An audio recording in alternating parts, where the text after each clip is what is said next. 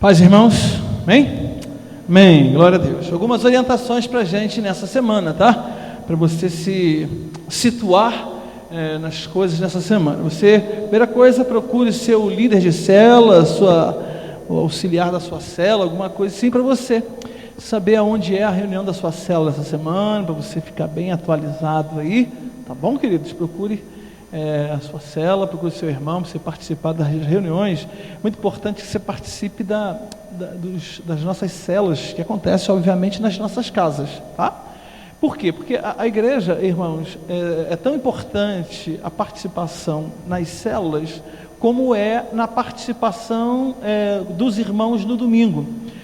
Claro, a gente tem vindo de um outro contexto, né, que normalmente tudo acontecia no templo, verdade?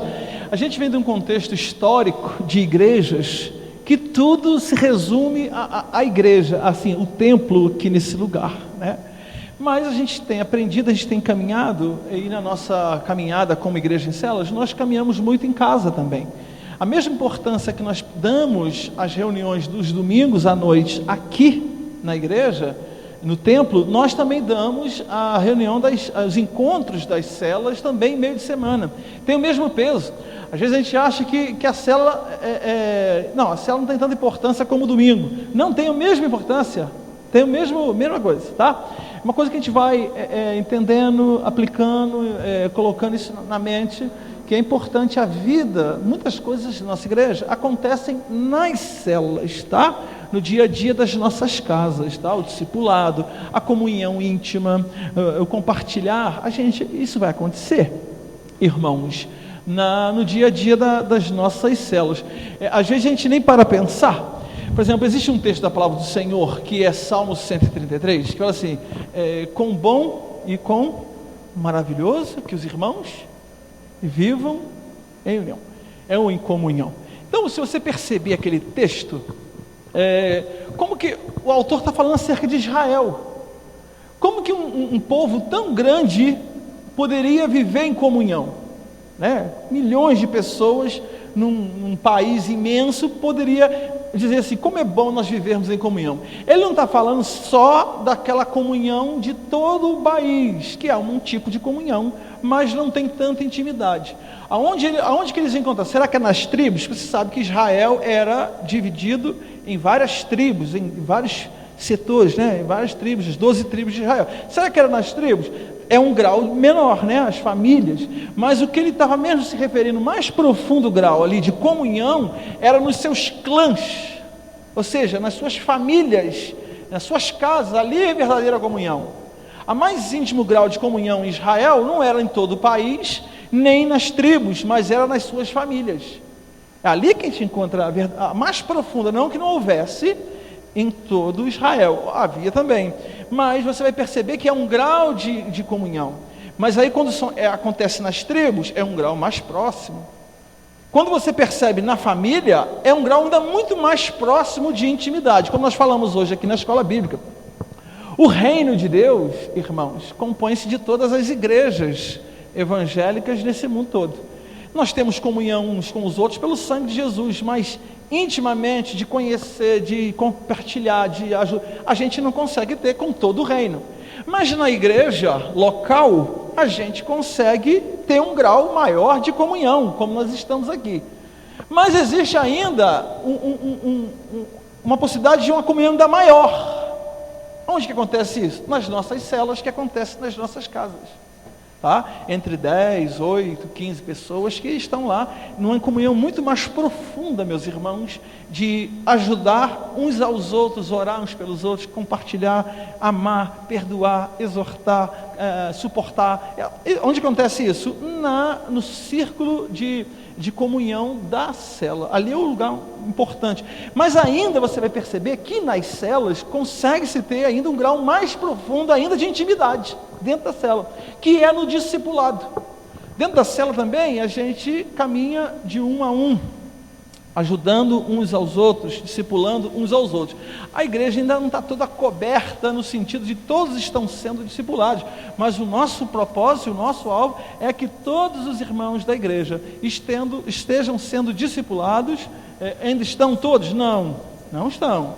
mas é um alvo para nós, um alvo nosso de caminhada, que todos os irmãos possam estar discipulando, e aqueles que já foram discipulados, que estejam discipulando outros, tá? É uma caminhada de profundo, nesse discipulado, é o grau mais profundo de intimidade, onde acontece a cura, onde acontece o liberar, onde acontece o crescimento. Também acontece na igreja aqui? Acontece na cela? Acontece, mas acontece mais profundamente ainda, um a um, pessoalmente. Se você perceber, Jesus tinha muitos discípulos, muitas pessoas seguiam Jesus, muitas, mas se você perceber, Jesus envia 70, ou seja, tinham 70 discípulos deles que tinham um grau de intimidade com Jesus mais próximo.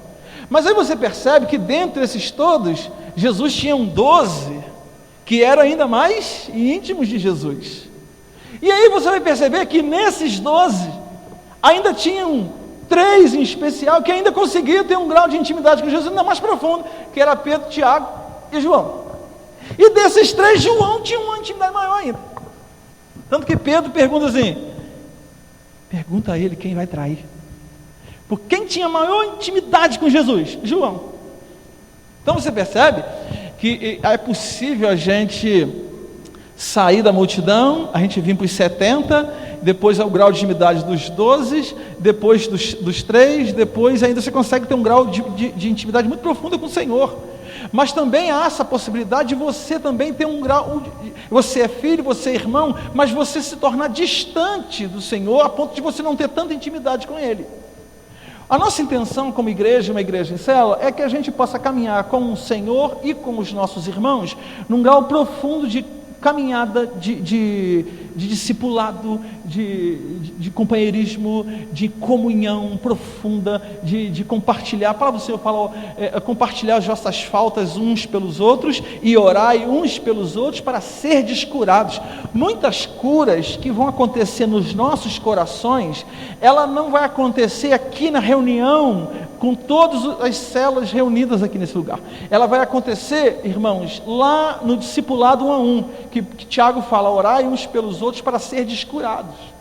Entendeu?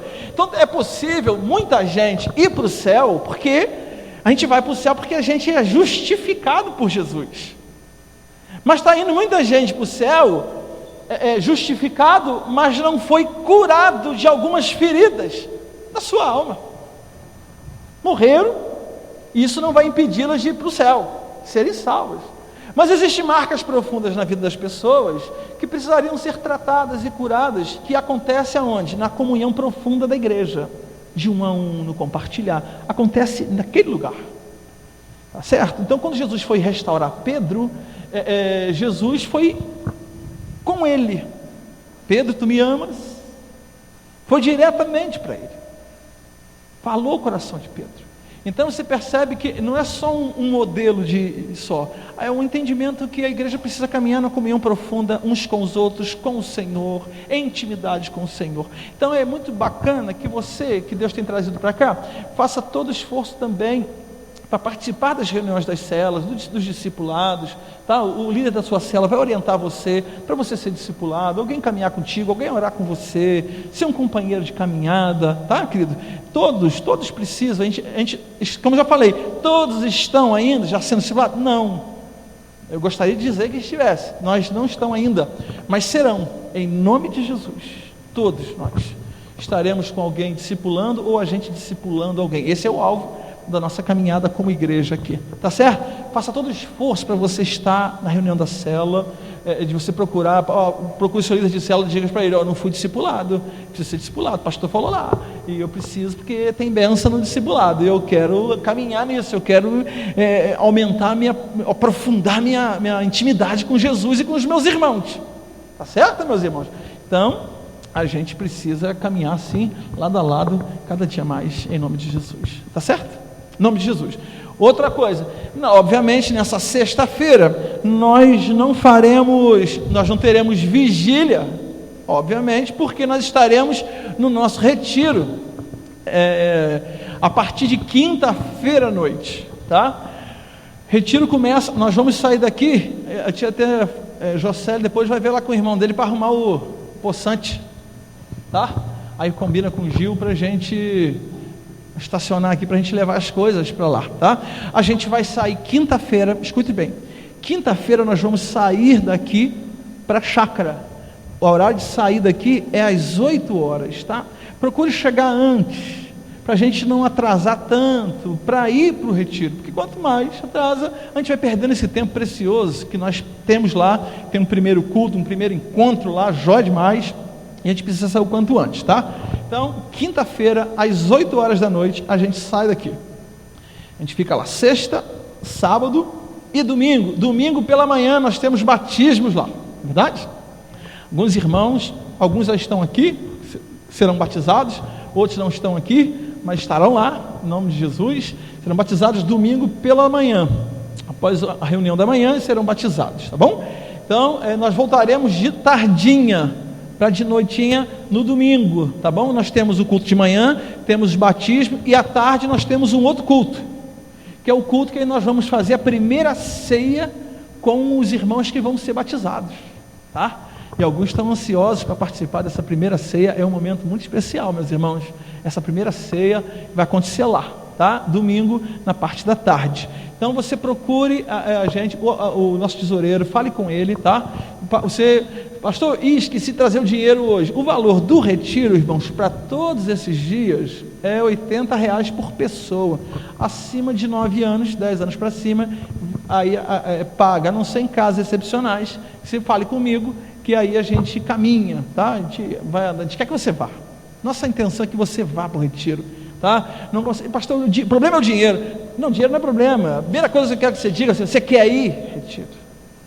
Você quer ir no retiro? É isso que eu quero ouvir de você. E vamos orar. E Deus vai abençoar nesse negócio aí, tá? Então, mas se você, por acaso, se você tem hoje, já pode pagar hoje, você procura o Adriano, nosso tesoureiro, e pague o retiro hoje, tá? Porque a gente precisa fazer as compras. Aí, pastor, quanto eu posso pagar? Tem algum limite? Vou receber dia 30 para o dia 1º, né? Alguns irmãos trabalham no estado, essas coisas todas, tá? Beleza. Quarta-feira, dia 1º, eu estarei aqui na igreja, à noite, a partir de 7h30 da noite, tá? Você pode pagar nesse dia, se você quiser pagar, tá bom? Para a gente, por quê? Na quinta-feira de manhã, nós precisamos fazer as compras do retiro, e aí a gente precisa do recurso. Mas se aí você ainda fala assim, pastor, eu só consigo pagar no dia 2, só consigo pagar no retiro, por algum motivo especial, tudo bem, mas aí você dá pelo menos seu nome para o Adriano, porque pelo menos aí eu já sei, bom, isso aqui eu já posso deixar para pagar a chácara, eu já tenho, a gente faz o orçamento de quantas pessoas vão, quanto de comida, e o que vai precisar, porque a chácara a gente paga R$2.100, tá?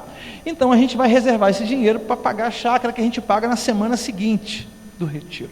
Mas eu preciso que você dê seu nome para Adriano depois do culto. Tá bom, queridos? Em nome de Jesus. Se você puder pagar hoje, já paga de uma vez, que aí nós estamos precisando desses recursos em nome de Jesus Cristo. Tá bom, queridos? Para a glória do Senhor, em nome de Jesus. Acho que, por enquanto, só. Acho que é. Nós temos... Ah, sim, o tesoureiro já mandou um aviso para mim. Já mandou um aviso. É que nós estamos na oração, na campanha de oração poderosa, meus irmãos, pela campanha dos vidros, campanha assim, do reboco. É porque nós temos um checão para cobrir amanhã, né, Adriano? 11 horas tem que estar depositado, né, Adriano? São R$5.500, está faltando R$2.900. E aí eu vou fazer com o pastor Jorge Marcos, eu vou fechar as portas, a gente só sai daqui quando Deus abençoar e nós tivermos dinheiro. Então, está faltando R$2.900. Você tem uma oferta de fé, abençoa esse propósito que nós temos, tá, irmãos? Precisamos cobrir amanhã esse cheque. Oferte. De repente, pastor, eu não tenho para ofertar, mas eu tenho um dinheiro aqui que está guardado aqui, que eu posso emprestar para a igreja, e a igreja repõe para você. Não tem nenhum problema. Você socorre a igreja repõe ainda nas outras semanas aí para você. De repente você tem, mas pastor, esse dinheiro está guardado para eu pagar um imposto de renda, e eu não posso, mas eu quero emprestar. Posso emprestar, pastor, para a igreja e a gente, só não pago juro, tá, irmão? Porque aí é pecado. Mas de repente você socorre a igreja, emprestando-se para a igreja, o irmão cobra o cheque e a gente repõe isso aí no meio do mês para você, tá bom, querido? Você, quem sabe você pode fazer isso também, mas você pode também dar uma oferta boa e abençoar a igreja nisso aí, em nome de Jesus, tá? E na outra segunda nós temos outro, mais 3.000, e Deus vai abençoando. Essa semana, ontem eu estava orando, Senhor, em nome de Jesus, faz um milagre, uma benção. Aí uma irmã, que nem é daqui, é de uma outra congregação nossa, ligou: pastor, eu recebi uma bênção aqui, uma bênção grandiosa aqui, vou ter que pagar menos, eu achei que ia pagar tanto, diminuiu, eu quero dar R$1.000 para a construção. Falei: glória a Deus, aleluia, Jesus. Mas aí não vai ser para amanhã, vai ser terça, quarta-feira que ela vai poder depositar, mas não tem problema. Falei: glória a Deus, Senhor, tu tem um propósito com isso aí. Mas eu quero que você abençoe a igreja, tá? Se puder ofertar, dê uma oferta de fé para a igreja, abençoe. Se puder, às vezes talvez você, pastor, posso emprestar isso para a igreja? Eu tenho lá um negócio lá que eu vou, abençoe a igreja, tá bom, queridos? Mas nós precisamos amanhã, em nome de Jesus, cumprir com esse propósito para a glória do Senhor. Tá certo, meus irmãos?